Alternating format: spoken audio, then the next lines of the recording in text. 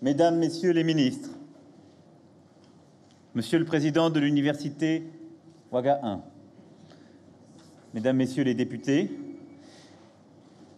Mesdames, Messieurs, je voudrais tout d'abord exprimer ma profonde reconnaissance au Président Kaboré et à Monsieur le Président de l'Université et à vous tous, Mesdames, Messieurs, de m'accueillir ici, dans votre pays, dans votre région et dans ce lieu, où votre présence et vos visages me donnent une vision pleine de promesses d'avenir et qui se construit ici. Merci, Monsieur le Président, de l'accueil qui nous est réservé depuis hier soir dans votre pays, de cette journée que nous allons passer ensemble et de m'avoir permis de m'adresser à vous dans ce cadre. Je suis également reconnaissant à chacun d'entre vous d'avoir suspendu pour quelques heures la tâche la plus précieuse au monde, la construction de l'avenir que vous osez inventer, selon la belle formule d'un de vos compatriotes.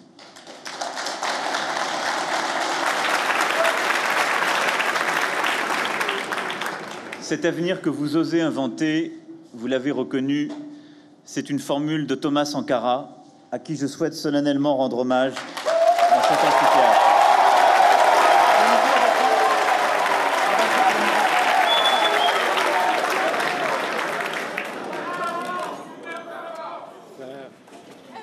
Alors on m'a dit, ici c'est un amphithéâtre marxiste et panafricain.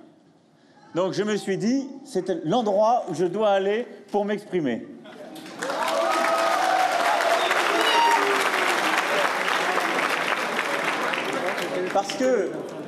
Parce que je ne vais pas venir ici vous dire que nous allons faire un grand discours pour ouvrir une nouvelle page de la relation entre la France et l'Afrique. Ou je ne suis pas venu ici vous dire quelle est la politique africaine de la France, comme d'aucuns le prétendent. Parce qu'il n'y a plus de politique africaine de la France.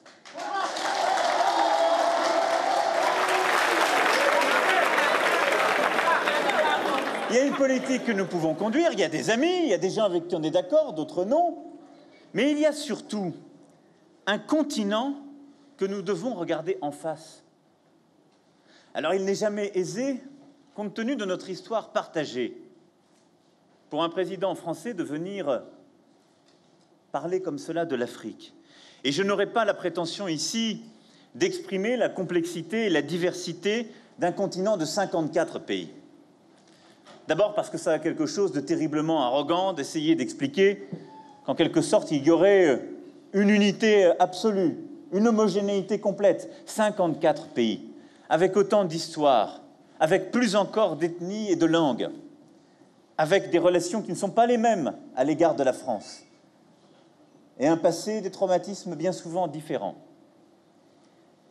Néanmoins, si je ne veux pas m'improviser historien, tout particulièrement dans l'université qui a pris le nom d'un des plus grands historiens du continent, je veux m'exprimer ici au pays des hommes intègres, parce que je sais qu'on ne parle pas qu'au Burkina Faso, ni même uniquement à l'Afrique de l'Ouest, ni même uniquement à l'Afrique francophone. Parce que ces barrières qu'on a longtemps mis dans nos représentations, dans nos lectures politiques, dans nos analyses, ce ne sont plus les barrières de l'Afrique d'aujourd'hui, de la vôtre. Ces barrières entre une Afrique francophone ou une Afrique anglophone, entre une Afrique du Nord et une Afrique subsaharienne, entre une Afrique d'ailleurs francophone et lusophone aussi.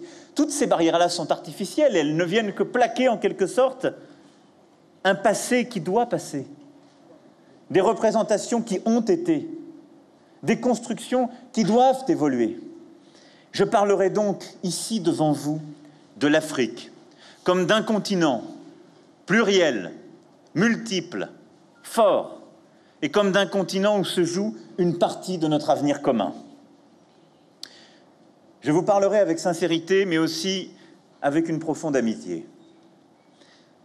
Je suis, comme vous, d'une génération qui n'a jamais connu l'Afrique comme un continent colonisé.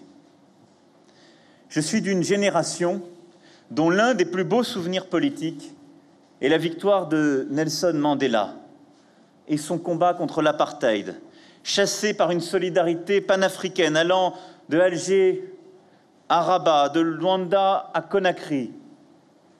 C'est cela, l'histoire de notre génération. Aussi, je me refuse à toujours revenir sur les mêmes représentations d'hier. Il y a eu des combats, il y a eu des fautes et des crimes, il y a eu des grandes choses et des histoires heureuses. Mais j'ai une conviction profonde. Notre responsabilité n'est pas de nous y enferrer. Notre responsabilité n'est pas de rester dans ce passé, mais de vivre l'aventure pleine et entière de cette génération. Je suis d'une génération de Français pour qui les crimes de la colonisation européenne sont incontestables et font partie de notre histoire. Je me reconnais dans les voix d'Albert Londres et d'André Gide qui ont dénoncé les milliers de morts du chemin de fer du Congo. Et je n'oublie pas que ces voix, alors, ont été minoritaires en France comme en Europe. Je suis aussi d'une génération qui a été impressionnée par la détermination de la jeunesse burkinabé à défendre, à 2 reprises, et parfois au prix de sa vie, les acquis de la démocratie et de l'état de droit.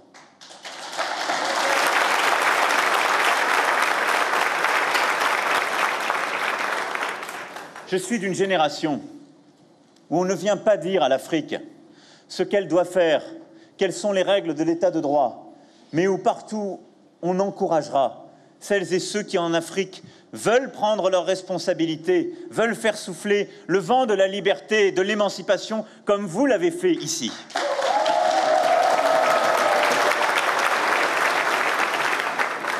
Et je suis d'une génération qui observe que partout, sur le continent africain, la jeunesse africaine réclame avec impatience de participer à la construction du destin de son pays et de la mondialisation. Je suis d'une génération de Français pour qui l'Afrique n'est ni un encombrant passé, ni un voisin parmi d'autres. La France entretient avec l'Afrique un lien historique indéfectible, pétri de souffrance, de déchirement, mais aussi, si souvent, de fraternité et d'entraide. L'Afrique est gravée dans la mémoire française, dans la culture, dans l'histoire, dans l'identité de la France. Et c'est là une force et une fierté que je veux cultiver, que je veux porter comme un atout de la France, pour la France et pour l'Afrique, dans notre rapport au monde. Je constate qu'il y a un incident technique. Je voudrais juste m'assurer qu'il n'y a pas de troubles qui vont au-delà. Tout va bien ?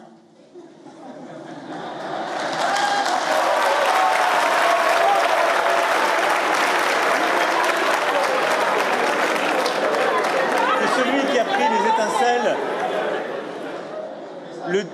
le dise au lieu de se tenir dignement.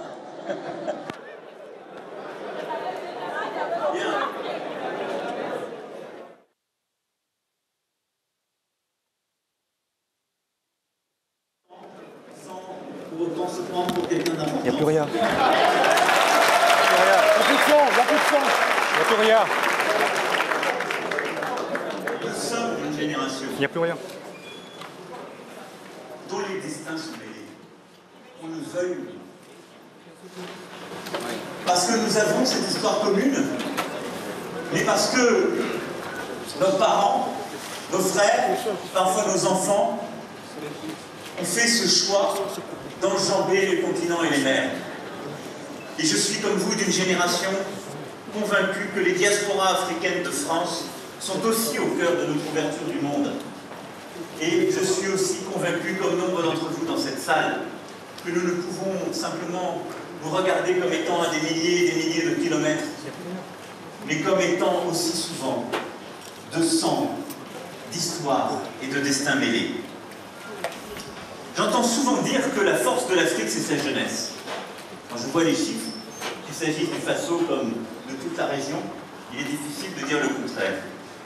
Mais permettez-moi de dire que la force de la France, surtout en Europe aujourd'hui, c'est aussi sa jeunesse. Et sa jeunesse, elle est en partie issue de cette histoire commune. Sa jeunesse, pour partie, elle regarde aussi l'Afrique. Elle nous écoute quand nous parlons d'Afrique parce que nous lui parlons à elle-même. La jeunesse française est aussi, pour partie, une jeunesse sénégalaise, ivoirienne, guinéenne, burkinabé, nigérienne, malienne. Elle est aussi tout cela. Et donc, lorsque je vous parle de vous, je vous parle aussi de moi. Enfin, je suis d'une génération profondément européenne. D'une génération qui est fortement attachée à son pays, mais aussi à ce qu'il peut construire avec les autres. J'en tire la conviction intime que ce n'est pas simplement un dialogue franco-africain que nous devons reconstruire ensemble, mais bien un projet entre nos deux continents, mais bien une relation nouvelle, repensée, à la bonne échelle, où l'Union européenne sera parlée et construite avec l'Union africaine et avec l'Afrique tout entière. C'est bien à cette échelle que les choses aujourd'hui se jouent. C'est pour toutes ces raisons que j'ai tenu à être devant vous aujourd'hui. Ici, au Burkina Faso et dans ce lieu. Un lieu où on ne peut pas tricher. Un lieu qui résume les deux visages de l'Afrique. Celui de ses formidables opportunités, mais aussi celui de ses difficultés, des épreuves, du combat quotidien, que chacun d'entre vous mène avec courage pour forger son propre destin. Je ne serai pas du côté de ceux qui voient dans l'Afrique le continent des crises et de la misère. Mais je ne serai pas non plus du côté de ceux qui vantent une Afrique enchantée, une Afrique soudainement parée de toutes les vertus et érigée en modèle. Je ne serai pas de ceux qui se voilent la face et ignorent la difficulté de votre quotidien. De ceux qui ignorent les grèves, les années blanches, la difficulté d'accéder à des manuels, à une bourse, parfois, tout bonnement, à une vie simple et heureuse. Je serai de côté de ceux qui portent un regard lucide, ceux qui considèrent que l'Afrique n'est ni un continent perdu, ni un continent sauvé. Je considère que l'Afrique est tout simplement le continent central, global, incontournable, car c'est ici que se télescopent tous les défis contemporains.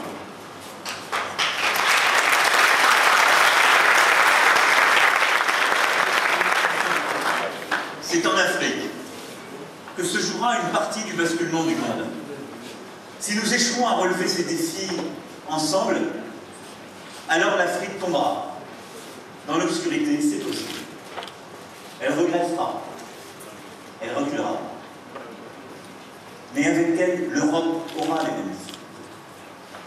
Parce que s'ouvrira une longue période de migration, de misère, des routes de la nécessité et de la douleur plus encore qu'aujourd'hui. Mais si nous parvenons à relever ensemble ces défis, si nous sommes à la hauteur de ce grand moment de bascule que nous sommes en train de vivre, alors ici se jouera une partie de la croissance du monde.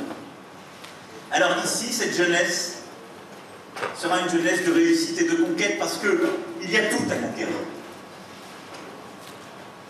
Alors ce sera une ère de développement, de croissance et d'opportunités nouvelles pour les Africains, comme pour toutes celles et ceux qui voudront à leur côté mener cette aventure. Ce grand moment de bascule, c'est celui où en Afrique, nous devons justement relever tous les défis.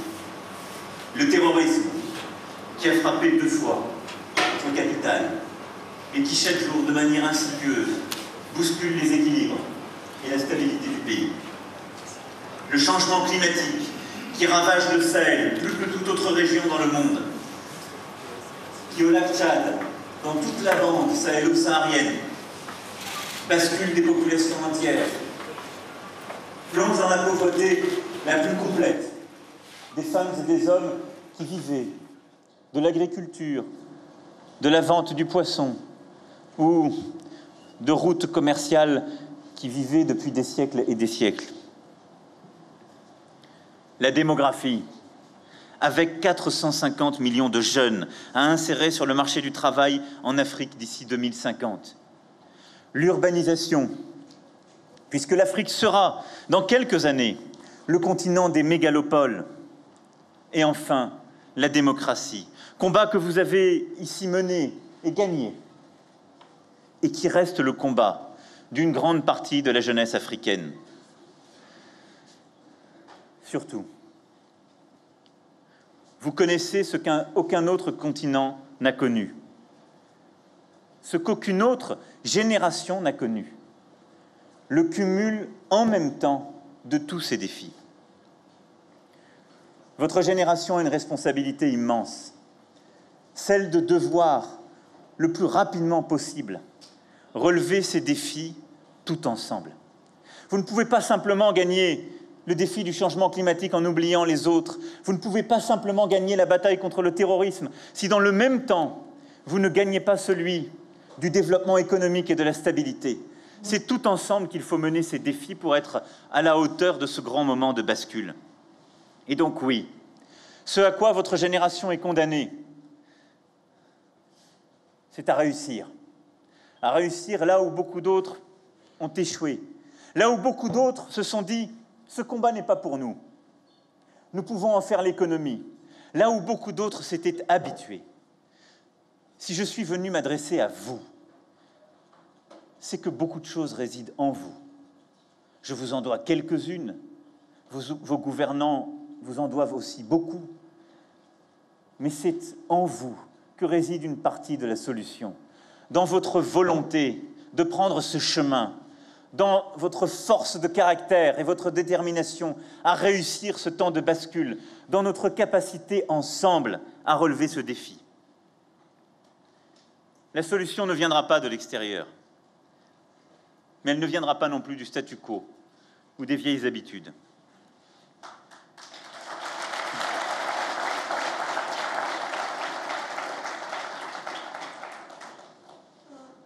Je veux être à vos côtés, celui qui aidera l'Europe à saisir cette chance, celle d'écouter la jeunesse africaine, d'en tirer le meilleur et de mettre son potentiel au profit de l'ensemble du monde. Et cela commence en venant devant vous, à votre écoute, à l'écoute de toutes les voix. J'irai écouter la jeunesse, partout où elle se trouve, partout où elle s'exprime, cet après-midi ensemble, dans une école.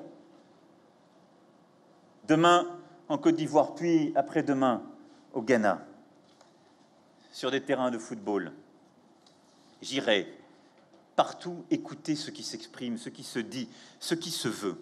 Mais d'autres m'aideront aussi pour entendre votre message.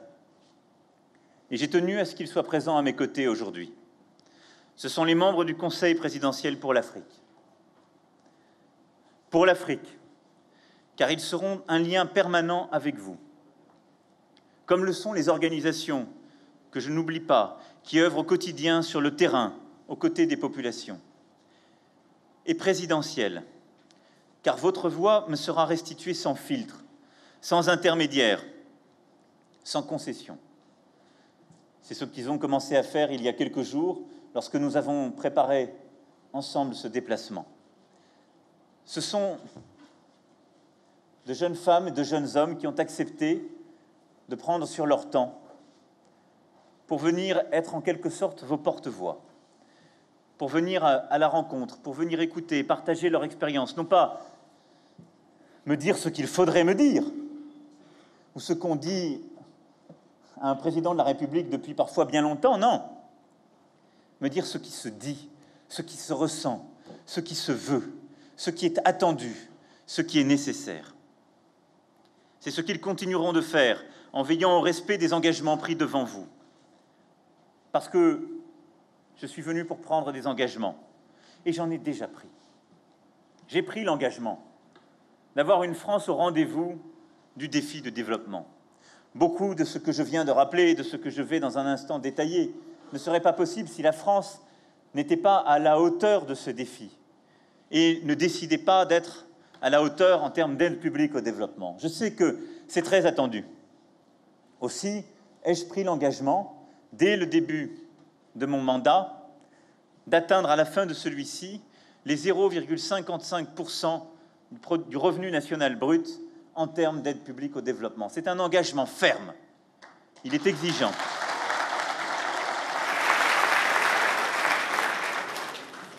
Il est exigeant. Il supposera des efforts.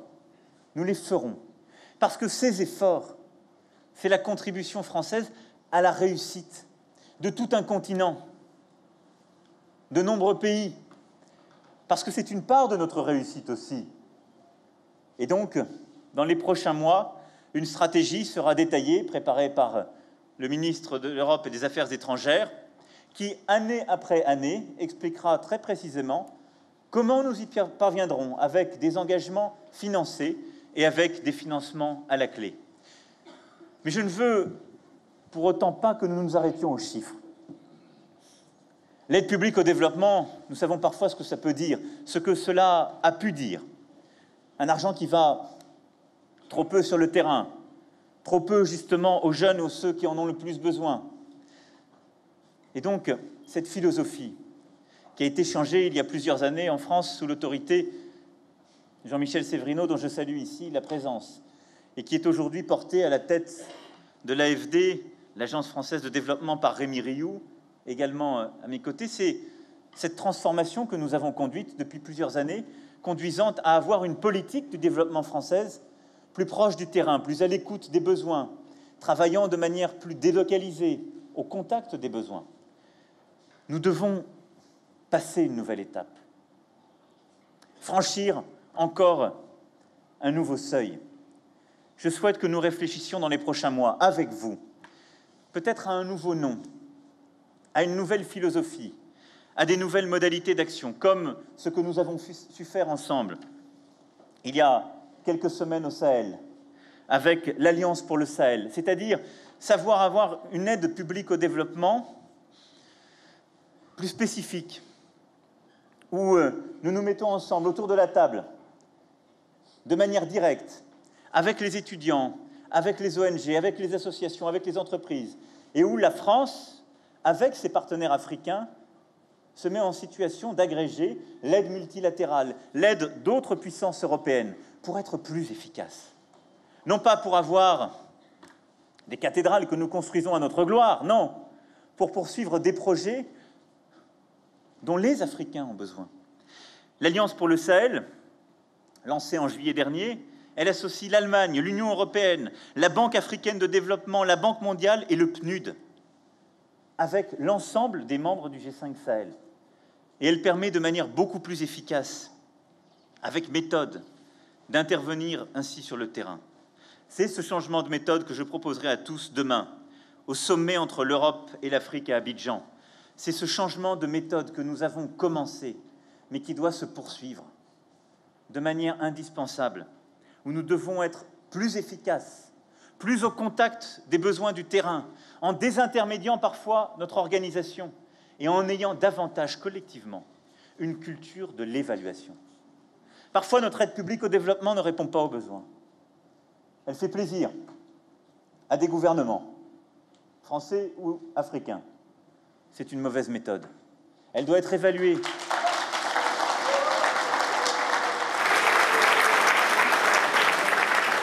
Elle doit être évaluée. Si elle est efficace, il faut la poursuivre.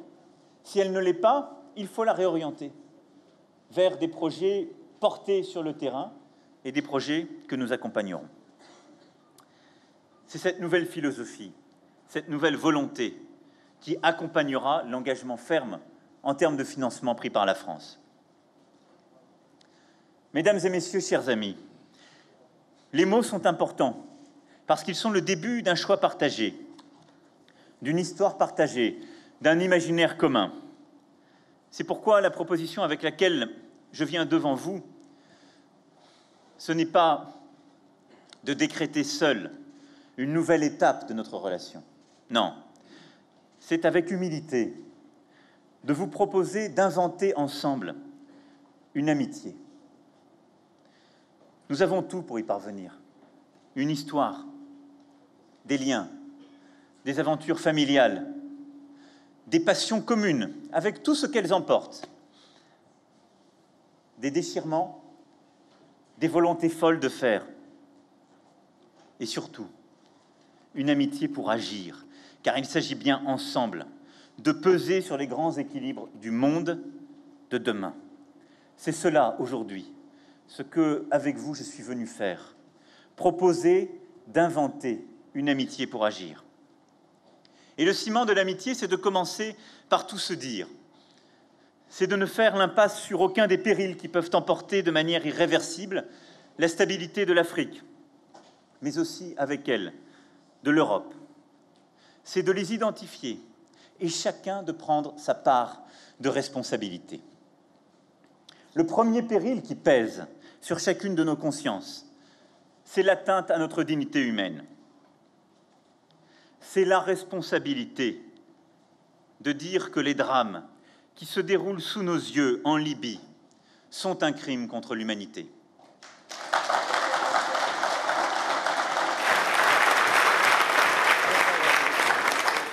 Elles sont le stade ultime de la tragédie que nous avons laissé prospérer sur ce que j'appelle les routes de la nécessité. Ces routes du Sahel, de la Libye, de la Méditerranée, ultimes car elles nous ramènent au pire désastre de notre histoire partagée, celui de l'esclavagisme, celui de la traite des êtres humains. C'est une histoire complexe, millénaire, une histoire de l'Afrique avec elle-même et de l'Afrique avec l'Europe. Mais c'est un crime contre l'humanité, aujourd'hui sous nos yeux. Il faut le nommer, non pas pour accuser l'autre, comme je l'entends parfois, non pas pour le dire le problème est ailleurs, non, pour agir avec force, avec vigueur. Je proposerai demain, à Abidjan, lors du sommet rassemblant l'Europe et l'Afrique, aux côtés du président Ouattara et du président Condé, une initiative euro-africaine pour mettre un terme à cette stratégie, portée par tous ceux qui veulent notre destruction, la stratégie des terroristes, des trafiquants d'armes et d'êtres humains qui conduisent à la tragédie que nous voyons sous nos yeux. Une initiative qui doit commencer par frapper les organisations criminelles, les réseaux de passeurs qui agissent impunément depuis les centres urbains de la Corne de l'Afrique et de l'Afrique de l'Ouest jusqu'aux côtes européennes. Je salue, à ce titre, les actions courageuses qui ont déjà été prises par les autorités nigériennes. Je proposerai également que l'Afrique et l'Europe viennent en aide aux populations prises au piège en Libye, en apportant un soutien massif à l'évacuation des personnes en danger. C'est un devoir et c'est le nôtre.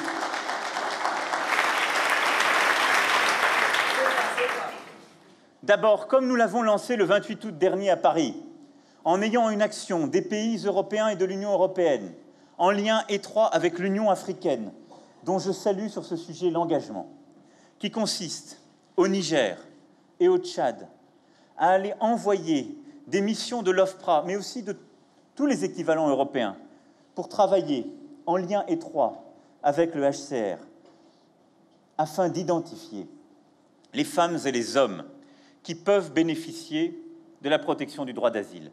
Nous devons, dès là-bas, les protéger et les ramener en Europe. Nous avons commencé à envoyer les premières missions et je m'engage à ce que la France et l'Europe à ses côtés puissent être à la hauteur de ce défi. Mais dans le même temps, nous devons aussi encourager le travail de l'Organisation internationale des migrations pour travailler avec tous les États africains d'origine et aider au retour dans les États d'origine. Nous ne pouvons pas laisser des centaines de milliers d'Africains qui n'ont aucune chance d'obtenir le droit d'asile, qui vont passer parfois des années en Libye, prendre tous les risques dans la Méditerranée, courir à ce drame. Il est donc indispensable d'œuvrer pour leur retour et d'aider à cet égard l'Organisation internationale des migrations. La France a commencé à faire ce travail en lien étroit avec les autorités tchadiennes et nigériennes. Et je veux ici remercier les présidents Déby et Issoufou. Mais face à l'ampleur de la tragédie qui est sous nos yeux, il faut changer d'échelle dans notre mobilisation. Alors que la Libye cherche encore la voie de sa stabilisation, nous ne pouvons laisser les autorités libyennes affronter seules ce défi. Nous avons là l'opportunité, le devoir historique de donner un sens concret au partenariat entre l'Europe et l'Afrique. La France sera au rendez-vous. Je souhaite que l'Europe tout entière le soit. Le deuxième impératif, c'est la lutte contre le terrorisme. Je le dis ici parce que nous avons ce destin tragique en commun. Nos deux pays, durant ces dernières années, ont été bousculés, frappés, meurtris par le terrorisme. Nos deux pays ont été frappés et meurtris par un terrorisme islamiste qui s'est construit dans la zone irako-syrienne, qui s'est construit aussi aujourd'hui dans la bande sahélo-saharienne. La France a été à vos côtés, au rendez-vous. Et je salue ici la décision courageuse prise par mon prédécesseur François Hollande lorsqu'il a décidé, de manière extrêmement rapide, d'intervenir au Mali pour stopper l'avancée des terroristes. C'était la bonne décision et l'armée française fait partie des rares armées européennes qui a la possibilité d'agir en si peu de temps. Nous l'avons fait parce que la France a toujours été aux côtés de l'Afrique lorsque sa stabilité, lorsque sa vie était en jeu, comme l'Afrique a toujours été aux côtés de la France lorsqu'il en était de même pour nous. C'est cela notre histoire.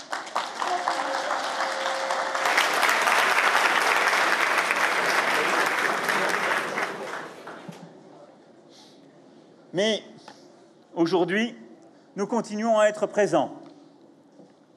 Au-delà de la présence de la MINUSMA, c'est bien la force Barkhane, présente dans la bande sahélo-saharienne, qui est là, qui assure la stabilité, où des milliers de Françaises et de Français, que je veux ici saluer et remercier, risquent chaque jour leur vie pour lutter contre le terrorisme dans la région, pour protéger vos enfants, pour vous aider et pour gagner cette bataille contre le terrorisme. Je veux ici, avec vous, les remercier pour leur courage et avoir une pensée pour leurs familles et pour les victimes.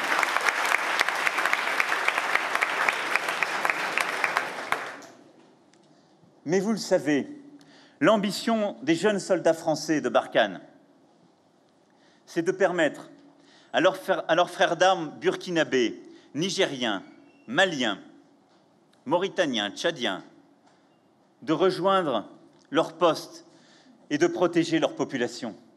C'est cela ce qu'ils veulent. C'est cela ce que je veux. C'est pour cela que nous avons d'ailleurs lancé ensemble la force G5 Sahel. Ces forces ont pour objectif de coordonner les forces armées des pays membres du G5, de pouvoir agir sur le terrain, sur les zones frontalières les plus difficiles et répondre aux défis comme celui que vous vivez ici, au Burkina Faso. Nous devons accélérer ce travail lancé en juillet dernier. La France a apporté son soutien financier, militaire, notre coopération est exemplaire.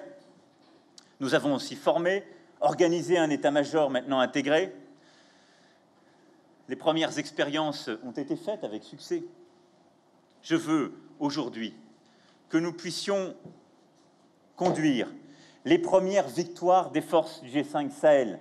Il est indispensable dans les prochaines semaines et les prochains mois que ces forces communes, en particulier dans le fuseau qui vous concerne, conduisent à terrasser ces terroristes, à mener les premières victoires. Elles sont indispensables pour vos armées, pour votre population et pour ce chemin que nous menons ensemble contre le terrorisme.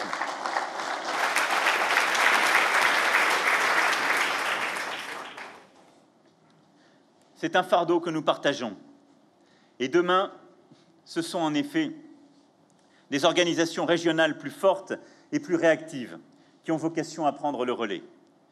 Je sais que c'est aussi la volonté profonde du président de l'Union africaine, Alpha Condé, à qui je veux rendre ici hommage et qui n'a jamais ménagé sa peine sur tous les conflits africains pour rendre l'Afrique plus présente dans le règlement de ces conflits. Mais pour que l'Union africaine soit en effet plus présente et plus crédible encore, il faut ces forces régionales militaires crédibles, construites, organisées, comme celles que nous sommes en train d'édifier pour le G5. Et je veux saluer, à ce titre, la volonté aussi du Rwanda, du Sénégal et d'autres pays africains d'accélérer cette évolution. C'est le sens de l'histoire. C'est aussi pourquoi je soutiendrai, au Conseil de sécurité des Nations unies, l'initiative de l'Union africaine visant à assurer un financement autonome et prévisible aux opérations militaires africaines.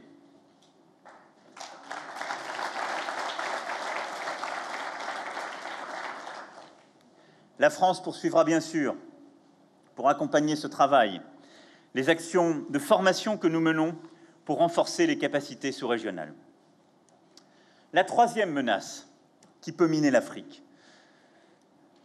ce sont les conflits politiques. Les plus optimistes diront que l'Afrique n'a jamais connu aussi peu de conflits entre États. Les plus réalistes, parmi lesquels je me compte, observeront que l'Afrique n'a jamais connu autant de conflits internes, autant de blocages, autant d'impasses autour de ses constitutions ou de ses élections. Dans ce domaine, je vous l'ai dit, je ne vous donnerai pas de leçons. Le président de la République française n'a pas expliqué dans un pays africain comment on organise la Constitution, comment on organise les élections ou la vie libre de l'opposition. Je n'attends d'ailleurs pas cela d'un président africain pour ce qui concerne l'Europe. Mais c'est son rôle d'être aux côtés de ceux qui travaillent au quotidien à rendre la démocratie et l'état de droit irréversibles. Je pense à ceux qui agissent pour l'éducation, les droits de l'homme, la justice, la liberté de la presse. Je pense aux États qui le font et au gouvernement. Et je salue l'action du président Kaboré. Je pense aux ONG, aux journalistes, aux universitaires, à toute cette collectivité du pluralisme démocratique indispensable pour l'Afrique. En venant ici, au Burkina Faso, j'ai une seule certitude, que le changement, le renouveau générationnel dans un continent dont 70% de la population a moins de 30 ans, ce n'est pas une option, c'est une loi mathématique.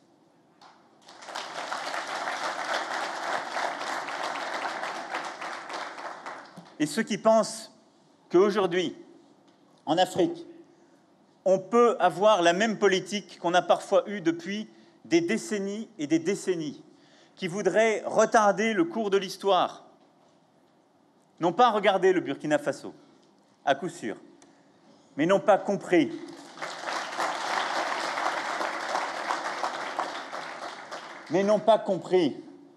qu'il y avait un ferment essentiel à ce changement, leur propre jeunesse, la jeunesse africaine, qui, elle, est en train de tourner une page.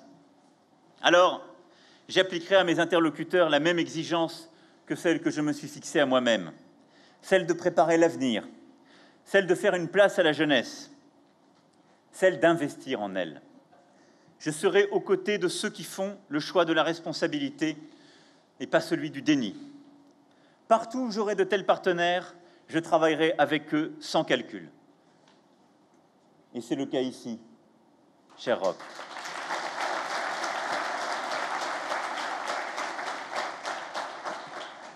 Et partout où cela ne sera pas le cas, la France ne se privera pas d'un lien direct avec la jeunesse, les universités, les ONG, les entrepreneurs, pour avec eux construire l'avenir. Le quatrième péril, c'est l'obscurantisme. C'est l'emprise de l'extrémisme religieux sur les esprits.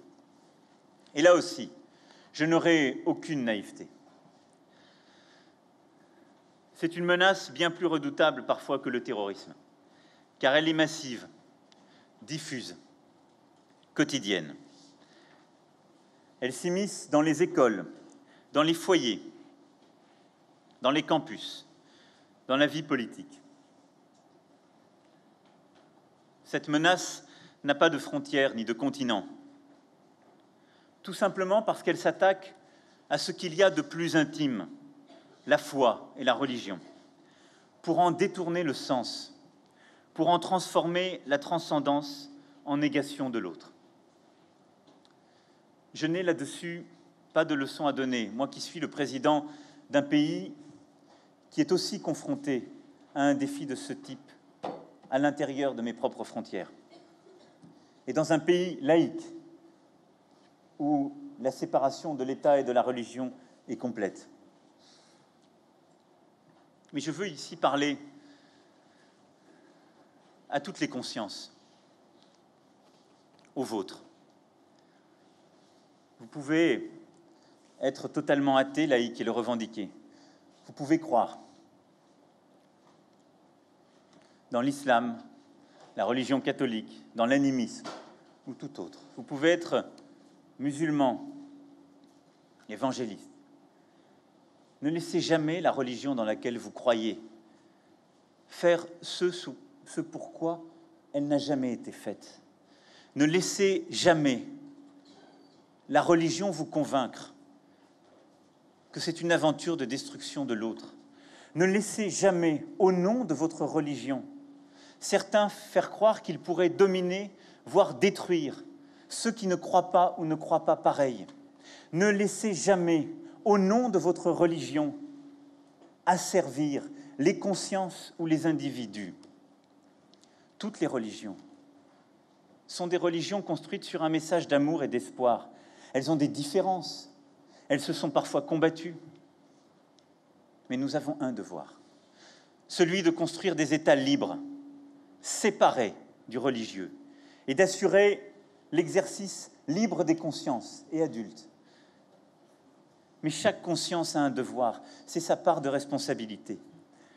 C'est de ne jamais laisser sa religion détournée de sa fonction première. Je vous le dis, parce qu'ici aussi, votre responsabilité est immense. Il est temps aujourd'hui de faire barrage à l'extrémisme religieux. Il ne faut lui laisser aucun espace, en le combattant partout, dans les écoles, dans les universités, dans toutes les formes de citoyenneté. Le combattre au quotidien, le combattre dans les discours politiques et dans l'action. Je veux rendre ici hommage au roi du Maroc pour le rôle éminent qu'il joue et pour les mots qu'il a su trouver pour provoquer cette prise de conscience, compte tenu du rôle éminent qui est le sien. Mais la priorité doit être pour nous d'aller encore plus loin dans ce combat. Nous devons éradiquer le financement de l'extrémisme et de ces chemins détournés de la religion. C'est le message que j'ai fait passer à nombre d'États qui, parfois, sont intervenus pour financer qui des fondations, qui des écoles, qui des mouvements prétendus libres pour parfois conduire au pire. L'Arabie saoudite a rejoint ce combat et je veux ici remercier le prince héritier d'Arabie saoudite qui s'est très clairement exprimé sur ce sujet lorsque je l'ai vu il y a quelques semaines. Je soutiens sa détermination à fermer toutes les fondations qui, pendant plusieurs décennies, ont entretenu l'extrémisme en Afrique et en Europe. C'est un mouvement courageux qui aura tout mon soutien. Nous le suivrons de près.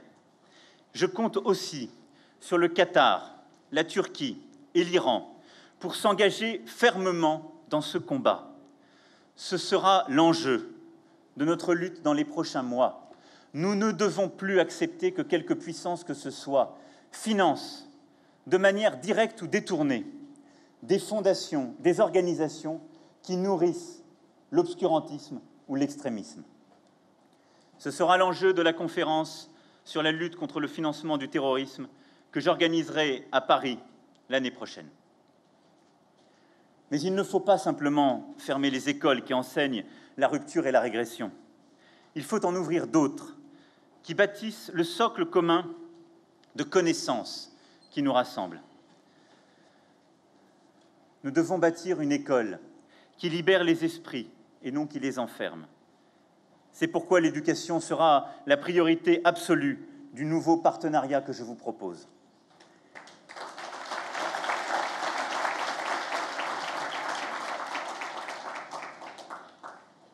C'est le sens de mon engagement aux côtés du président Macky Sall pour coparrainer la reconstitution du partenariat mondial pour l'éducation.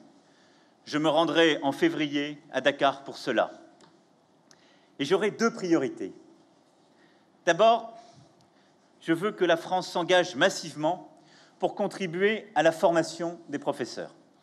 Le ministre de l'Éducation nationale, qui m'accompagne dans ce déplacement, est tout particulièrement engagé dans ce combat. Nous prendrons des engagements concrets, mais il est indispensable que la France aide tous les États d'Afrique qui le veulent pour réussir cette bataille contre l'obscurantisme, à former les enseignants et à construire justement la stratégie qui permettra de former les esprits partout sur le territoire.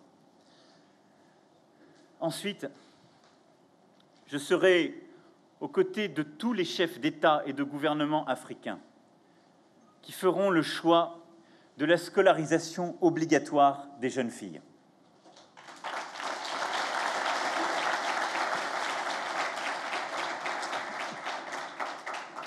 Je défendrai leur choix et je demanderai à l'Agence française de développement de soutenir en priorité les programmes visant à la scolarisation des jeunes filles. Je fixerai à nos ambassades l'objectif d'attribuer des bourses d'études en France en priorité à des jeunes filles.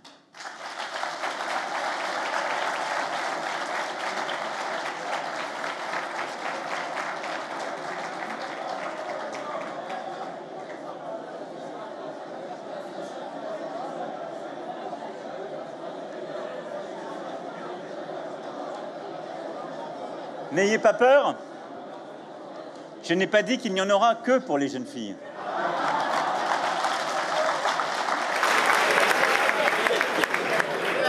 J'entendais cette mâle réaction visant à protester.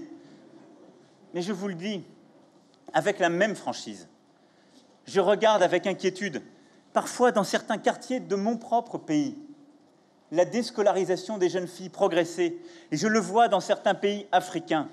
Si l'Afrique veut réussir, et la France avec elle, ce grand basculement du monde, nous devons former tout le monde et éduquer tout le monde. Et nous devons éduquer les jeunes filles.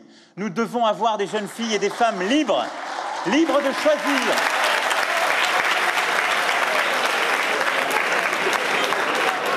Et je vous le dis pour vous, jeunes hommes qui êtes là, c'est bon pour vous.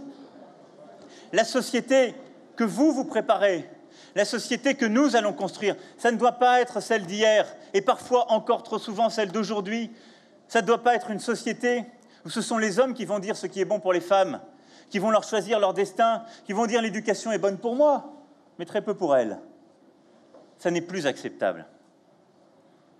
Il n'y a pas de vecteur de progrès plus puissant pour une société que l'émancipation des jeunes filles.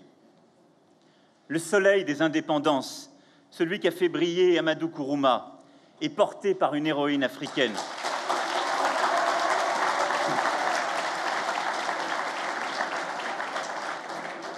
Qui incarne tout l'espoir d'un continent. Ce sera ma fierté que la France aide à faire briller le soleil des indépendances de cette nouvelle génération de femmes africaines. Cela m'amène à un 5e défi que nous ne pouvons pas éluder, c'est celui de la démographie.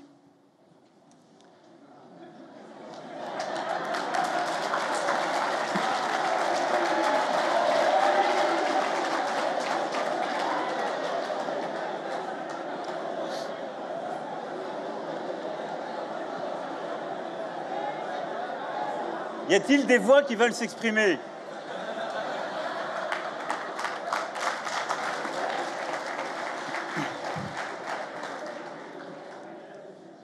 Ne pas en parler, c'est irresponsable. Dire « tout va bien, Madame la Marquise, c'est formidable, il n'y a pas de problème, on va continuer ensemble comme on a toujours fait. » Et on va s'apercevoir qu'il y a une démographie extraordinairement dynamique, mais dans nombre de pays qui déjà n'ont pas la croissance pour faire vivre une génération, une démographie qui fait basculer encore de l'autre côté, c'est ne pas partager une préoccupation que nous devons avoir en commun. 70% de jeunes, c'est ça l'Afrique. Alors oui, c'est une chance. Je vous l'ai dit, j'y crois. Si je n'y croyais pas, je ne serais pas là.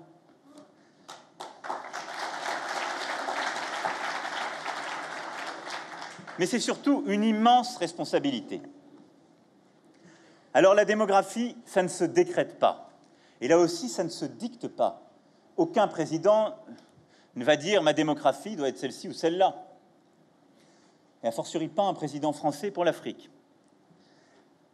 Mais elle renvoie à des choix personnels, intimes, dans lesquels personne ne doit s'immiscer. Et c'est là le cœur du sujet.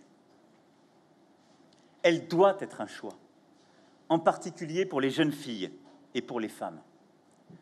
Et posez-vous bien la question.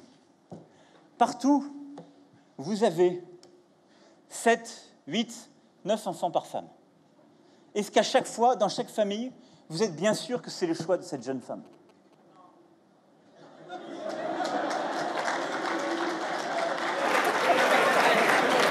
Il y a dans mon pays des familles qui ont fait ce choix. Il y a en France des familles où il y a 7, 8, 9 enfants par femme. C'est leur choix. C'est très bien, je n'ai pas à en juger, je n'en parle d'ailleurs jamais. Et je n'ai pas à en juger pour une famille et une femme africaine. Mais je veux être sûr que partout en Afrique, ce soit bien le choix de cette jeune fille ou de cette femme. Je veux le choix pour une jeune fille de pouvoir, si elle le souhaite, continuer ses études, de continuer à se former, de trouver un emploi, de créer une entreprise, de pouvoir faire ce choix, elle et personne d'autre. Je veux partout en Afrique qu'une jeune fille puisse avoir le choix de ne pas être mariée à 13 ans ou à 14 ans et commencer à faire des enfants.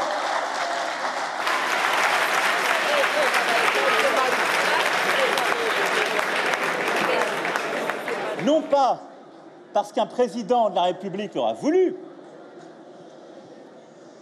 parce que vous l'aurez voulu, parce que vous l'aurez voulu. Mais nous devons avoir ce débat responsable, fort celui de la liberté du choix, celui qui va avec la démocratie, celui qui va avec la route que vous avez choisie. C'est une conviction profonde qui m'a poussé à faire de l'égalité femmes-hommes la grande cause de mon mandat. En France d'abord, où nous avons encore d'énormes progrès à accomplir pour assurer une égalité réelle dans notre société. Et c'est une cause que je porte aussi dans mon action internationale et que je partage avec vous aujourd'hui. La démographie peut être une chance, mais donc à condition que chaque jeune fille, chaque femme ait la possibilité de choisir son destin dans nos sociétés, quelle qu'elle soit. Le défi démographique, c'est bien sûr aussi l'accès de tous à la santé. Essentiel combat.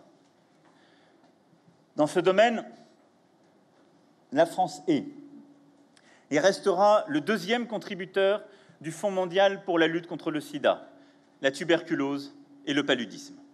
Je peux vous confirmer ces engagements.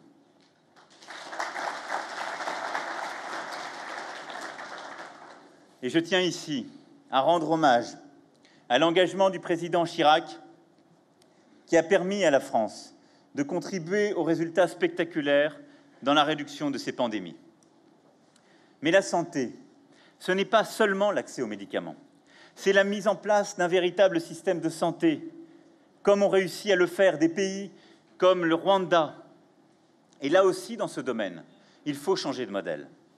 L'Afrique n'a pas besoin uniquement qu'on lui envoie des médecins ou des infirmiers étrangers. Il le faut parfois, et nous continuerons à le faire.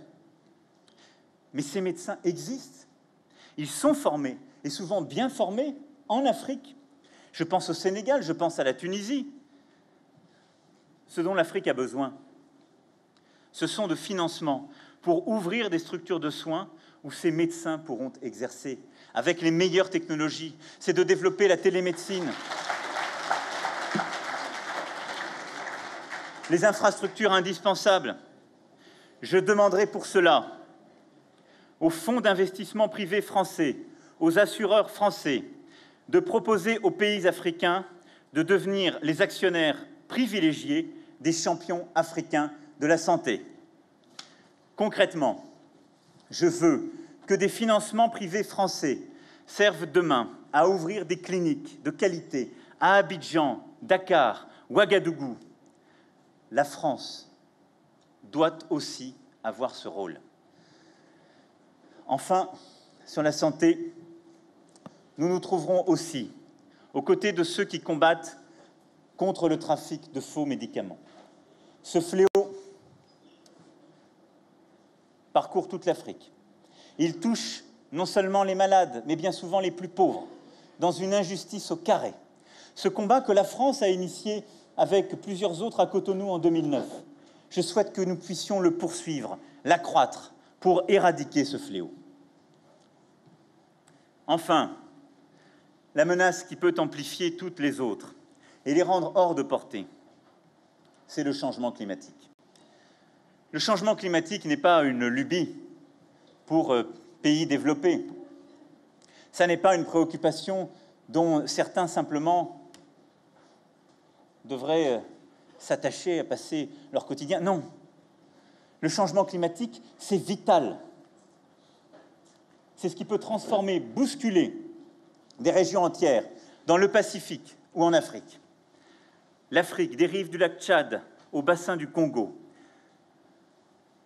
est tout entière en première ligne des effets du changement climatique. Elle peut aussi, mes amis, être à l'avant-garde des solutions. Elle peut aussi réussir là où l'Europe n'a pas toujours su apporter les bonnes réponses. La secrétaire d'État m'accompagne ici et elle mène aux côtés du ministre d'État ce combat. C'est pour cela que j'ai souhaité que l'Afrique soit à nos côtés lors du sommet du 12 décembre prochain à Paris. Nous aurons des projets concrets, et en particulier des projets africains, face auxquels nous mettrons des financements concrets, publics et privés, pour permettre d'avoir des résultats rapides. Je souhaite que la France, par ses entreprises et ses opérateurs, soit le partenaire privilégié de l'Afrique dans le domaine de l'adaptation au changement climatique. Je pense en particulier aux énergies renouvelables. C'est le sens que je donnerai en inaugurant demain, avec le président Kaboré, la centrale solaire de Zagtouli. Avec ce projet, j'ai la fierté de penser que la France et d'autres pays européens pourront ainsi contribuer aux côtés du gouvernement burkinabé à changer un peu la vie, à changer le quotidien des coupures d'électricité, à rendre l'énergie plus accessible, mais aussi plus propre. La lutte contre le réchauffement climatique doit être le terrain de l'innovation, de l'entrepreneuriat, d'un défi commun où nous devons réussir ensemble, où les formations doivent se multiplier, où les investissements nouveaux doivent se multiplier. Ça n'est pas simplement quelque chose que vous allez avoir à subir comme la planète entière, non. C'est un défi dans lequel nous devons ensemble réussir. C'est pour cela que je veux que l'Afrique soit un lieu d'innovation radicale, de financement de ces innovations radicales dans la lutte contre le réchauffement climatique, et que l'Afrique prenne toute sa part, non seulement le 12 décembre prochain à Paris, mais dans le cadre du Pacte mondial pour l'environnement que la France a lancé et qui doit être porté dans le cadre de l'ONU. Je pense aussi à la ville durable. 500 millions d'urbains en plus sur le continent en 2025. Personne n'a jamais relevé un tel défi. Ce sera votre défi, le nôtre. Cela peut être une chance et cela peut être une catastrophe. Pour ma part, j'ai la conviction que c'est en Afrique qu'est en train d'être inventée la ville durable de demain. C'est pourquoi je ferai de la ville durable l'enjeu du prochain sommet entre l'Afrique et la France que j'accueillerai en France en 2020.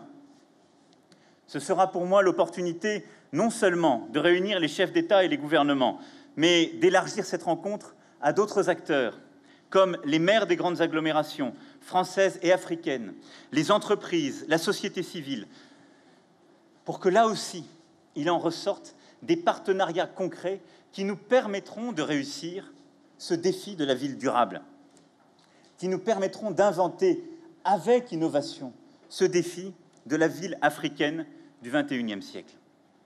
C'est indispensable.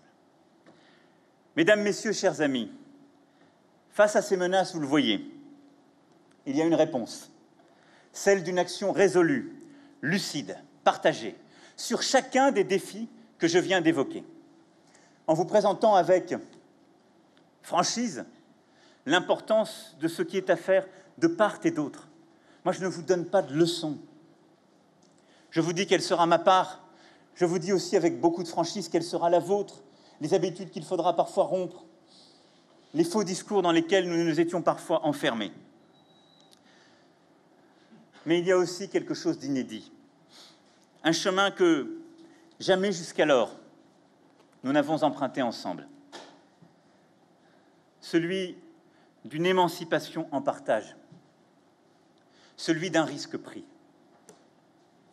d'un risque qui était jusque-là caché, que j'évoquais tout à l'heure en creux, celui de la jeunesse. C'est cette part de risque qui nous permettra de créer, d'oser inventer l'avenir et de faire ensemble deux révolutions fondamentales pour le continent africain. Celui de la mobilité, cette révolution profonde qu'il nous faut repenser, et la révolution de l'innovation. La révolution de la mobilité, c'est celle qui nous permettra de repenser nos liens, mais aussi la circulation des femmes et des hommes en Afrique et entre l'Afrique et l'Europe. La mobilité, c'est d'abord celle des étudiants, et je sais ici vos attentes.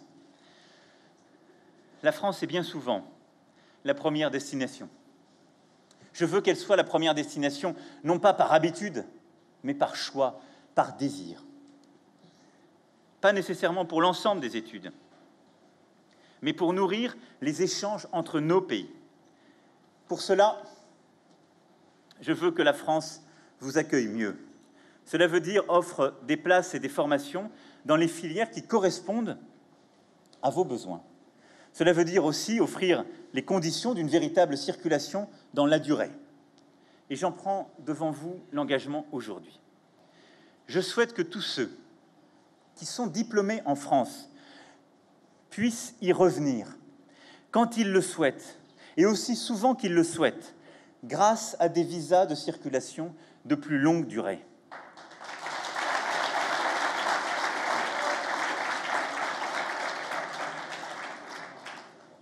Parce qu'étudier en France, c'est une relation privilégiée qui doit se prolonger et qui ne doit pas se soumettre à une date couperet. Mais c'est l'ensemble de cette mobilité que nous devons repenser.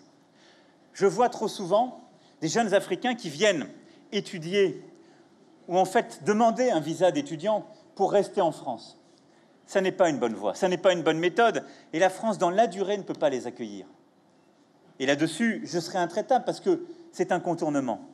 Je vois des étudiants qui veulent accéder à des formations en France. Pour cela, je leur dis, nous allons mieux adapter les filières pour répondre à vos besoins. Et puis je vois deux aberrations. Une fois qu'ils ont été formés, qu'ils ont étudié en France, que nous avons investi, soit il y a une date couperet et ils doivent revenir, alors même qu'ils voulaient poursuivre leurs études en France. Nous devons en finir avec cela et faciliter les carrières, la fluidité, et leur permettre de rester plus souplement, même si des améliorations ont été faites ces dernières années. Mais ils ont parfois peur de revenir dans leur pays. Parce qu'ils se disent, si je reviens, je ne pourrai plus revenir en France. Je perds en quelque sorte cet avantage d'être déjà là. Et ils ne font pas bénéficier leur pays, ils ne font pas bénéficier l'Afrique de ce qu'ils ont appris. Et là aussi, c'est une erreur pour tout le monde.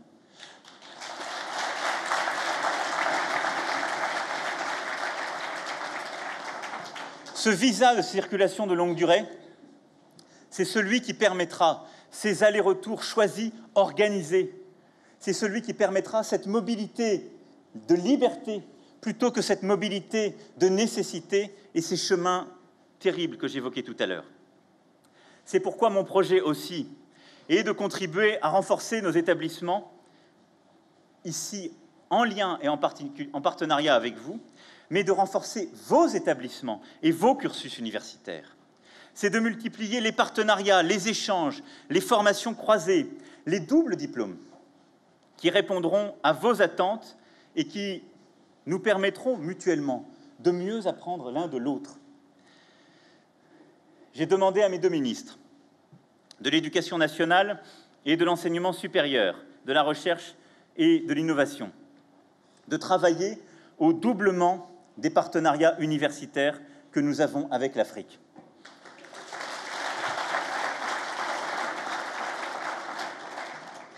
Si l'École polytechnique lance des partenariats en Côte d'Ivoire, d'autres écoles françaises, d'autres universités peuvent aussi le faire.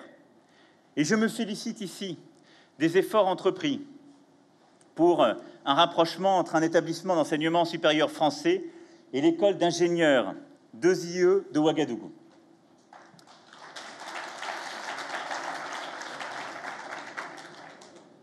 Ce rapprochement, et je vous réaffirme tout notre engagement derrière ce projet, ce rapprochement permettra de renforcer son statut de grande école d'ingénieurs de référence sur le continent africain dans les domaines de l'eau, de l'énergie et de l'environnement.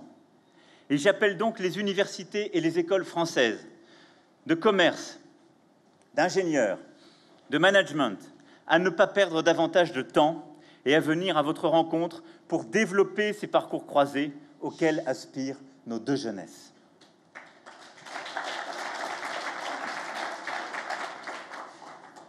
Et ce changement profond qui consiste à revoir, à révolutionner toute notre façon de penser est indispensable. Moi, je ne veux pas qu'un jeune burkinabé, dès qu'il se dit « je veux faire des études », n'ait qu'un but, aller faire des études en France. Non, je veux qu'il puisse mener toutes ses études au Burkina s'il le veut.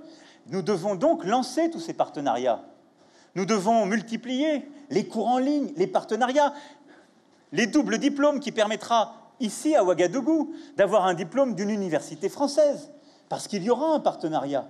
Et que s'il veut et doit aller en France, c'est pour faire une formation spécifique ou c'est parce qu'il l'a choisi, pas parce qu'il y est contraint. Ce changement profond, c'est celui que nous vous devons, parce que nous vous devons l'accès au même contenu. Si la francophonie a un sens, et c'est le projet qu'elle doit porter, c'est celui de permettre à tous les étudiants francophones d'avoir accès aux mêmes supports pour mener leurs projets et leurs études. C'est pour cette raison que j'ai demandé à l'Agence universitaire de la francophonie d'être à mes côtés.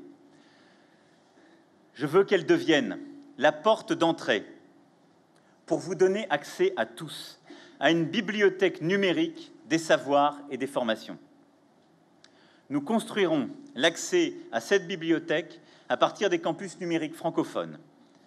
Je sais qu'il y en a un ici même, à l'université Joseph Kizerbo, et nous allons les renforcer en impliquant les opérateurs de téléphonie mobile et les fournisseurs d'accès pour vous apporter dans ces campus des meilleurs points de connexion pour un accès de haut débit.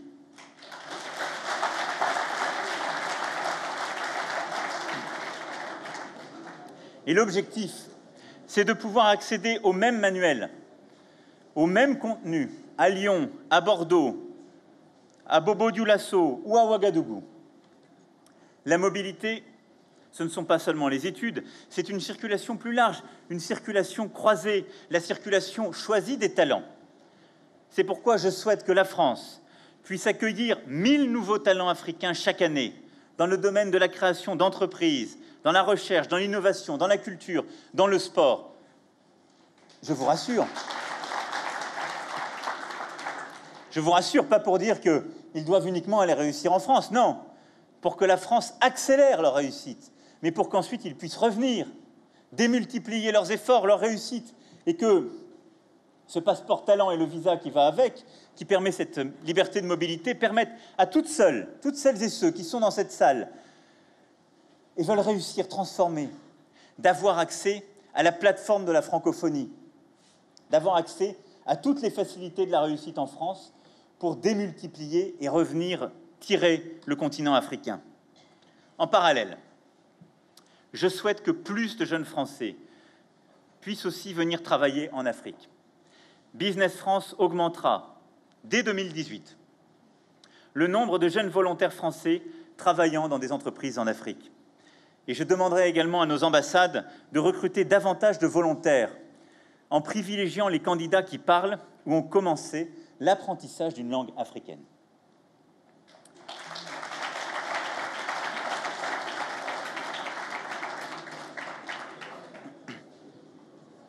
Le point d'entrée de cette mobilité croisée, ce sera ici, à Ouagadougou, la maison de la jeunesse que j'ai décidé de créer. Un lieu accessible à tous au centre-ville de votre capitale qui vous sera spécifiquement consacré. Je remercie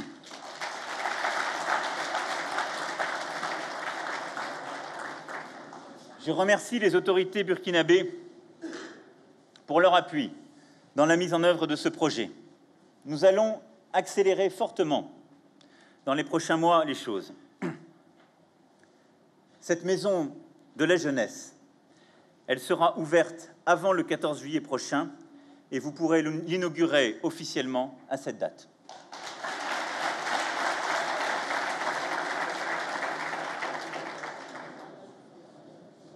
Elle rassemblera Campus France, France Volontaire, les instituts.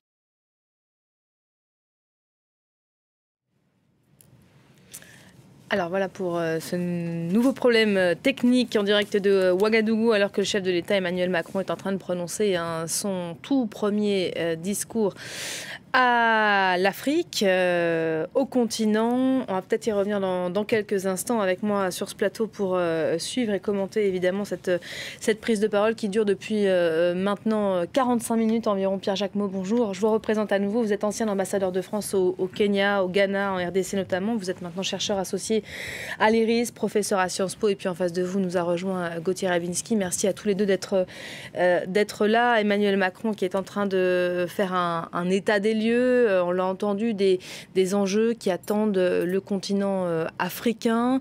Emmanuel Macron qui a, si je pouvais résumer ainsi, peut-être retenu la leçon, celle de l'humilité qu'on lui avait conseillé d'adopter face à ce jeune public, une jeunesse burkinabé, 1000 étudiants triés sur le volet et qu'il l'a répété à plusieurs reprises, peut-être même un peu trop, c'est ce qu'on se disait, il se répète, il tourne en boucle. Je ne suis pas là pour vous donner des leçons, la France à l'avenir ne vous dira pas quelle conduite à adopter. Alors on m'indique qu'Emmanuel Macron est de nouveau audible. Je ne sais pas si c'est le cas. Est-ce qu'on entend de nouveau le chef de l'État ? Concrètement, eh ben, on va le suivre à nouveau, puis on y reviendra ce fonds que nous allons créer permettra, avec l'Agence française de développement et la Banque publique d'investissement, de faire même... Je veux que nous puissions multiplier par 10 cet objectif en associant des fonds privés, d'autres partenaires européens, des fonds privés européens, pour avoir une enveloppe qui permettra de financer les projets des entrepreneurs, des innovateurs africains. D'abord dans le numérique.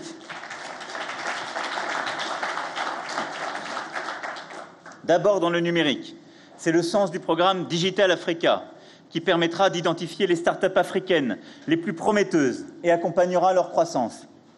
Mais aussi dans l'agriculture, dont l'Afrique a profondément besoin. C'est plus que 60% de la population active. C'est le secteur dans lequel nous allons continuer et nous devons investir. Et cette initiative financera des PME africaines qui accéléreront la transformation de l'agriculture africaine. Partout, nous devons, par cette initiative et l'aide que nous apportons, accélérer ces transformations et ces transitions. De manière générale, cette initiative s'adressera tout particulièrement, vous l'avez compris aussi, aux femmes entrepreneuses. La France sera également au rendez-vous en investissant dans les infrastructures africaines de demain. C'est le sens des efforts qui ont été menés pour financer de grands projets d'investissement comme le train urbain de Dakar, le métro d'Abidjan ou celui de Casablanca. C'est aussi le sens du fonds doté de 300 millions d'euros pour le soutien à des projets d'infrastructure en Afrique, qui conduira ses premiers investissements dans les toutes prochaines semaines. C'est aussi ce que l'Union européenne et l'Union africaine, en particulier avec des opérateurs comme la BAD, doivent continuer à développer sur le terrain. Nous devons partout en Afrique développer les infrastructures de la croissance, les infrastructures numériques, les infrastructures de transport et les infrastructures de l'énergie. Ce combat, initié pour partie par la France il y a quelques années, doit maintenant connaître une nouvelle phase, non plus celle des grandes déclarations, celle de la mise en œuvre, avec les grands bailleurs régionaux, avec les banques régionales, pour que partout où c'est nécessaire sur le terrain, ces infrastructures soient déployées. Je veux que l'Afrique soit une priorité de la diplomatie économique française, que les entreprises françaises investissent davantage en Afrique, pas seulement les grands groupes que vous connaissez, mais aussi les PME, les entrepreneurs, et plusieurs d'entre eux accompagnent également ma délégation, plus exactement la constitue, pour plusieurs raisons. Parce que je veux là aussi qu'ils changent leur propre regard sur l'Afrique, mais qu'ils changent le vôtre. Je veux que le monde économique français et européen qui se déploie, qui investissent en Afrique, puisse le faire aussi différemment, comme le font déjà certains fonds d'investissement ou certains acteurs qui ont initié ce changement de méthode il y a quelques années.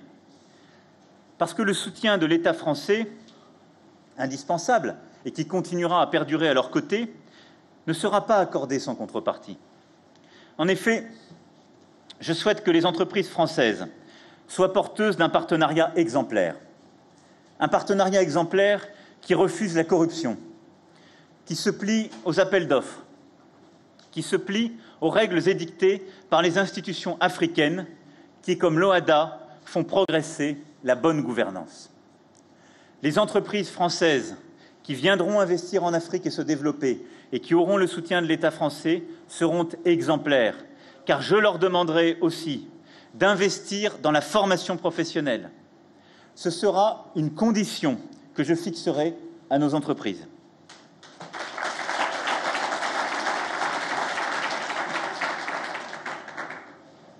Pour bénéficier du soutien de l'État français, elles devront s'engager dans la durée, financer des bourses, s'engager à développer des offres répondant aux besoins de formation et enfin privilégier l'emploi local. Ne vous trompez pas, et je dis à toute la...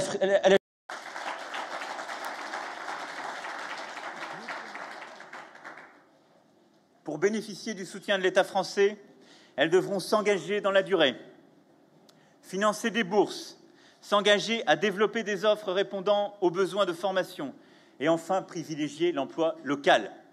Ne vous trompez pas, et je dis à toute la jeunesse africaine, ne commettez pas les erreurs que nous avons ensemble commises par le passé. Il n'y a pas d'Eldorado de l'investissement et de la croissance unilatérale. Il n'y a pas de bon investissement d'un État ou d'entreprise quand ce ne sont que les intérêts d'un État qui sont bien vus.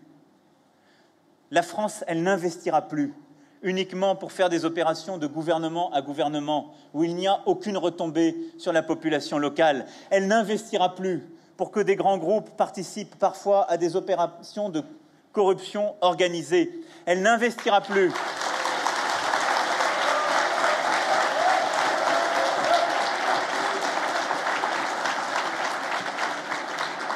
pour que la jeunesse n'ait aucune retombée de ce qui se passe et qui s'investit. Elle n'investira plus, et leurs entreprises avec, pour qu'il n'y ait pas un développement de l'emploi local et des engagements pris.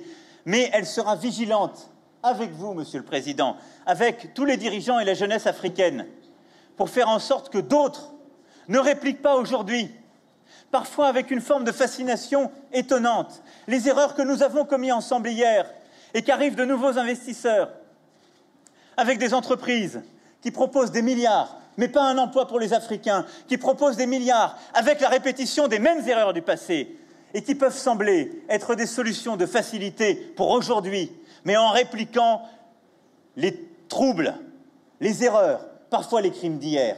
Cette exigence que j'aurai pour la France, je veux que nous l'ayons ensemble, pour les investisseurs du monde entier, pour tout le continent africain.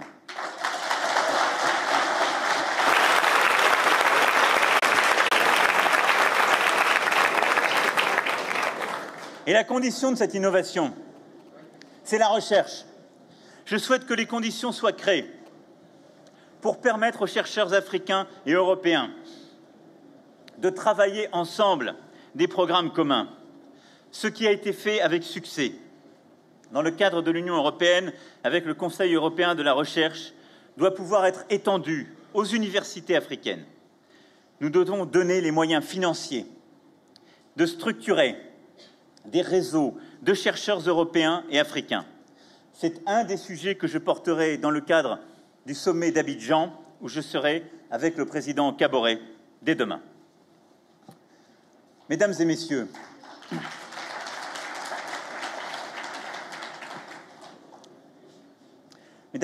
je terminerai par ce qui doit nous permettre ensemble d'écrire cette nouvelle relation d'amitié dans la durée, au-delà des menaces, des craintes et de nos intérêts partagés. Aujourd'hui, nous sommes orphelins. Nous sommes orphelins, en quelque sorte, d'un imaginaire commun.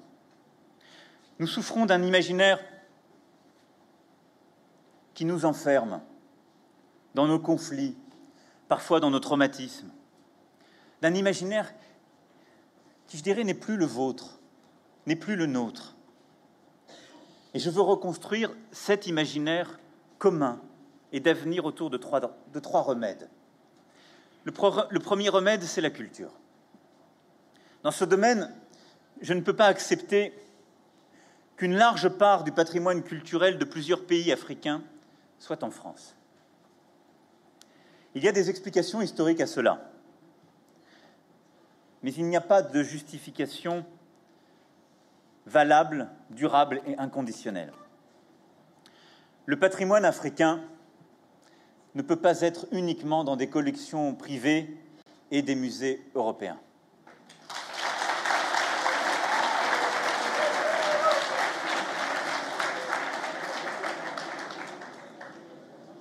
Le patrimoine africain doit être mis en valeur à Paris, mais aussi à Dakar, à Lagos, à Cotonou. Ce sera une de mes priorités. Je veux que d'ici 5 ans, les conditions soient réunies pour des restitutions temporaires ou définitives du patrimoine africain en Afrique.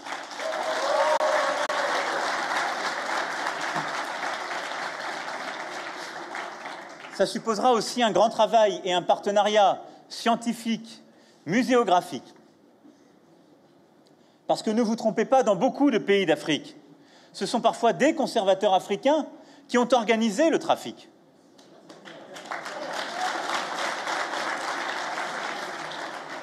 Et ce sont parfois des conservateurs européens ou des collectionneurs qui ont sauvé ces œuvres d'art africaines pour l'Afrique en les soustrayant à des trafiquants africains. Notre histoire mutuelle, elle est plus complexe que nos réflexes parfois.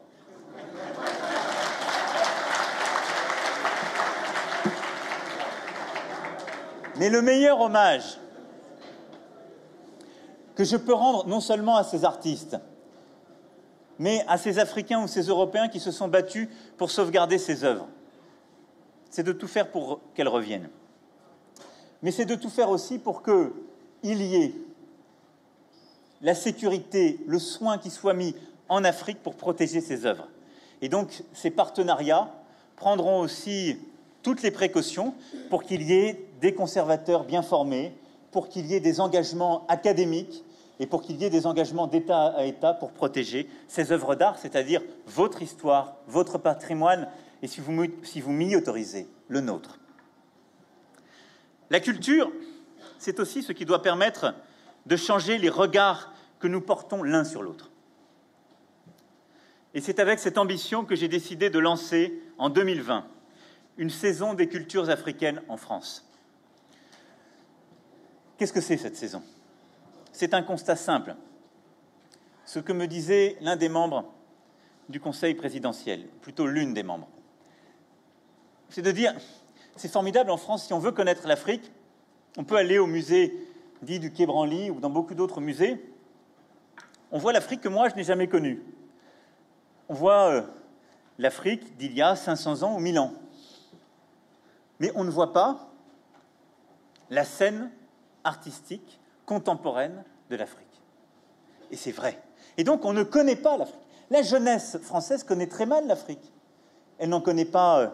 elle commence à en connaître la littérature, j'y reviendrai, mais elle en connaît mal la peinture, la vitalité théâtrale, cinématographique, sculpturale, la richesse de toute la création artistique.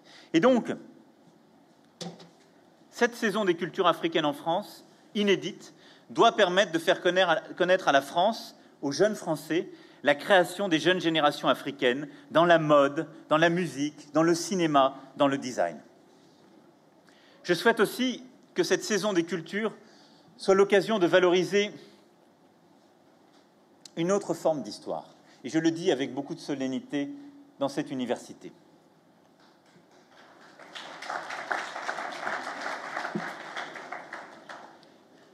L'histoire de l'Afrique ne peut pas être seulement écrite par des spécialistes européens de l'Afrique. Il convient de valoriser, de poursuivre et d'aider au parachèvement d'une histoire de l'Afrique écrite par les Africains.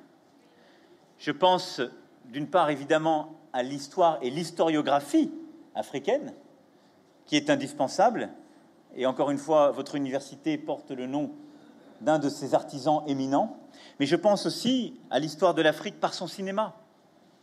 Les pionniers du cinéma africain, de Paulin Soumanou Vira à Ousmane Sembéné, se sont battus pour faire émerger la voix d'une Afrique indépendante, libre de porter son propre regard sur elle-même. Et nous devons continuer d'avoir une culture, une volonté de porter justement ce regard libre. La France en conserve précieusement la trace au sein de la Cinémathèque Afrique, qui rassemble près de 1700 films coproduits par la France dans plus de 30 pays. Cette mémoire de l'Afrique et de son cinéma, je veux la mettre à la disposition à la fois de la jeunesse africaine et de la jeunesse française. Ce sera un des grands objectifs de cette saison des cultures africaines.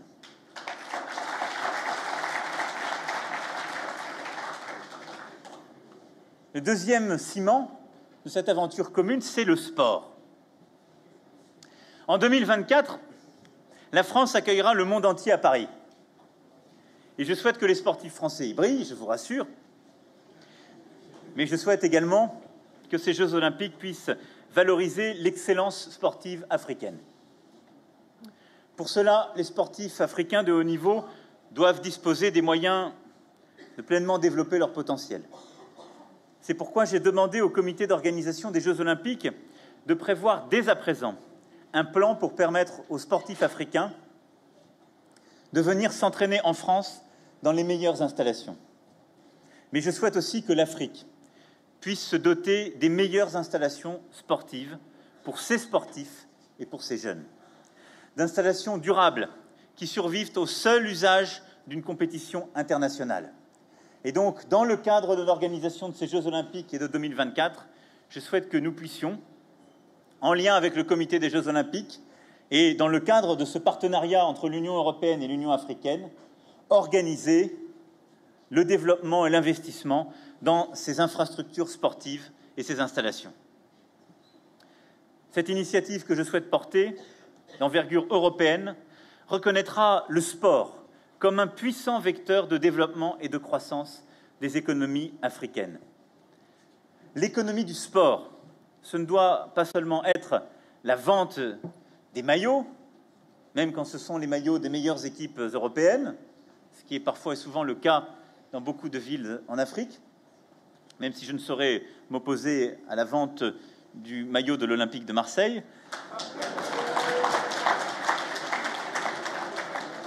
Mais cela doit aussi être le développement d'une vraie filière économique ici en Afrique.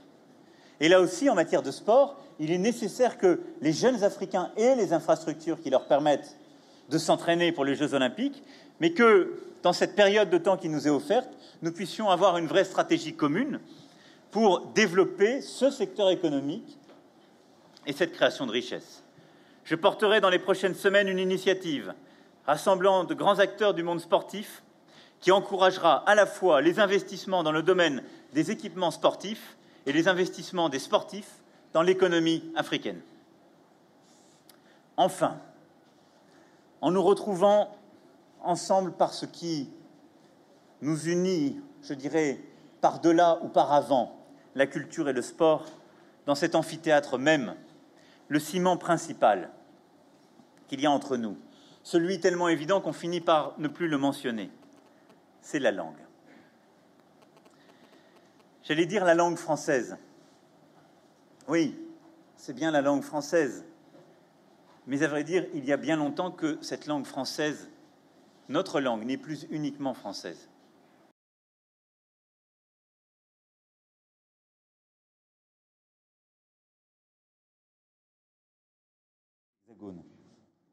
De nouveau une interruption. On va essayer de raccrocher avec l'université de Ouagadougou et le chef de l'État Emmanuel Macron qui est en train de conclure son intervention, son discours qui a débuté à 11h30 et on l'a de nouveau. Écoutez. Et cet avenir se joue pour beaucoup en Afrique, ici. Son avenir, son rayonnement, son attractivité n'appartient plus à la France. Et la francophonie, c'est un corps vivant, un corps par-delà nos frontières, dont le cœur bat quelque part pas loin d'ici. Et je veux que vous ayez conscience de cela. Moi, j'en suis fier. Je suis fier que la langue dans laquelle je suis né, à laquelle je dois tout, la langue dans laquelle on m'a fait grandir, par laquelle je peux convaincre, la langue par laquelle quelqu'un comme moi, qui vient d'une famille de province, peut devenir président de la République française parce qu'il apporte des arguments et des émotions à d'autres qui, à un moment, le suivent, ce soit aussi votre langue. Soyez-en fiers parce que c'est une langue qui va permettre à une jeune fille burkinabé de faire la même chose demain, de convaincre les jeunes de sa génération et de prendre les responsabilités, d'aller conquérir quelque chose qui n'est pas forcément à elle au début. Cela, nous l'avons en partage. Alors je vous le dis très simplement, faites-le vivre. Ne le regardez pas comme une langue que certains voudraient ramener à une histoire traumatique. Elle n'est pas que cela, puisqu'elle est la langue de vos poètes, de vos cinéastes, de vos artistes. Vous l'avez déjà réacquise, vous vous l'êtes déjà réappropriée. La langue française du Burkina Faso, la langue française du Sénégal, elle n'est déjà plus seulement française, elle est déjà la vôtre, alors portez-la avec fierté. Et cette francophonie, elle n'est pas une, ça n'est pas la francophonie française, non. Elle a depuis bien longtemps échappé à la France. Je veux une francophonie forte, rayonnante, qui illumine, qui conquiert, parce que ce sera la vôtre. Portez-la avec fierté, cette francophonie. Défendez-la, mettez-y vos mots, mettez-y vos expressions. Transformez-la, changez-la à votre tour. Parce que je vais vous faire une confession.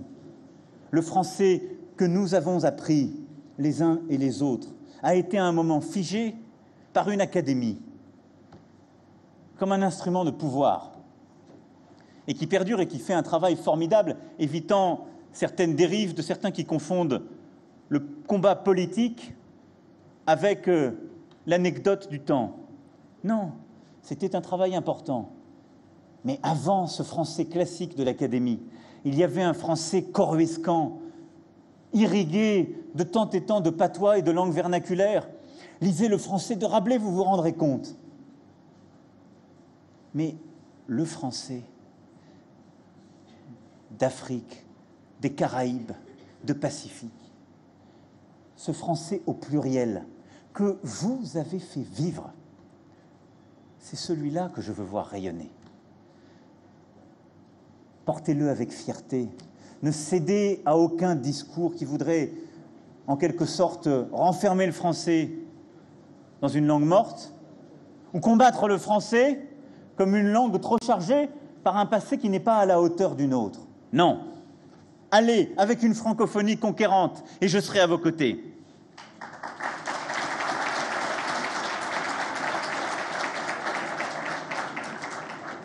Pour cela, j'ai décidé que le représentant personnel du président de la République française pour la francophonie, ce ne serait pas comme classiquement un ministre, ce serait une personnalité à part. C'est pourquoi j'ai demandé, je remercie d'avoir accepté, à Leïla Slimani, qui est ici à mes côtés, de prendre cette fonction.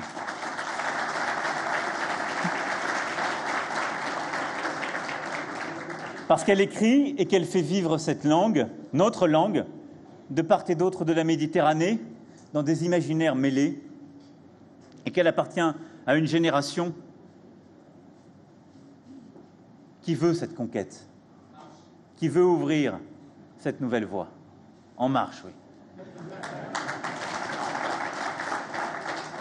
Et je lui ai demandé, d'abord avec vous, et toutes celles et ceux qui voudront participer à ce défi, de conduire, en lien bien entendu avec l'Académie française, dont je veux ici saluer le rôle et l'engagement tout personnel de Madame Hélène Carrère d'Ancos, qui, avec beaucoup de rigueur et de détermination, porte notre langue française et son exigence, en lien donc avec l'Académie française, qu'elle puisse progressivement construire un dictionnaire de la francophonie, plus riche, plus large que le français de France, mais qui est ce français de la francophonie que nous avons en partage avec les auteurs, les intellectuels, les créateurs de toute la francophonie.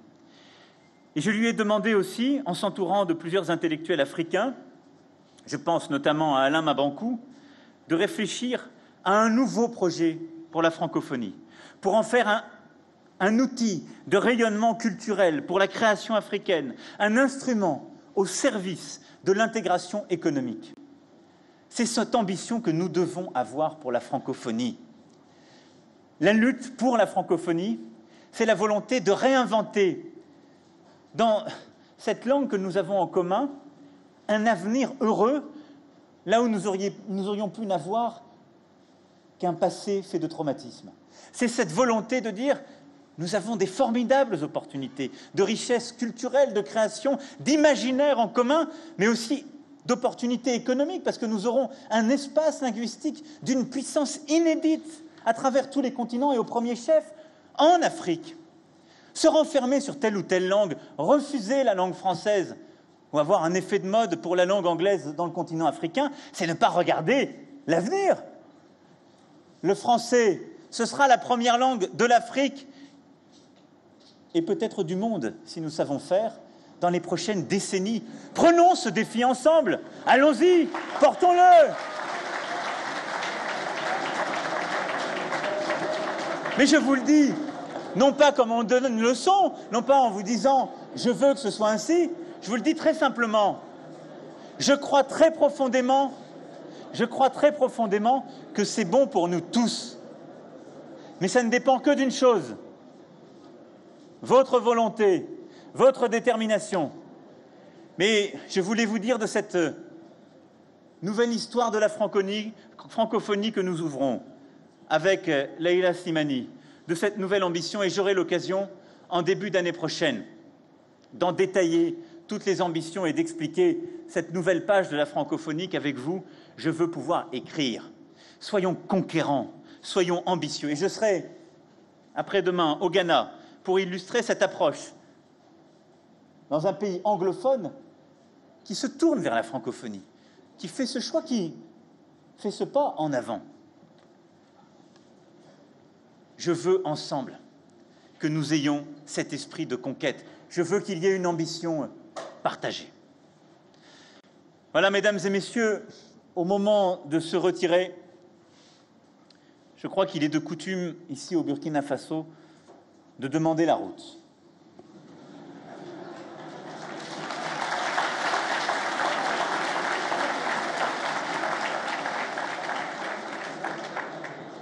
C'est ce que je vais faire en vous demandant non seulement la route, mais aussi la destination que nous devons prendre ensemble. Au bout de cette route, Nous avons le choix entre l'envie de nous retrouver ou la tragédie de nous ignorer. Je vous propose non seulement de nous retrouver, mais de ne plus nous séparer.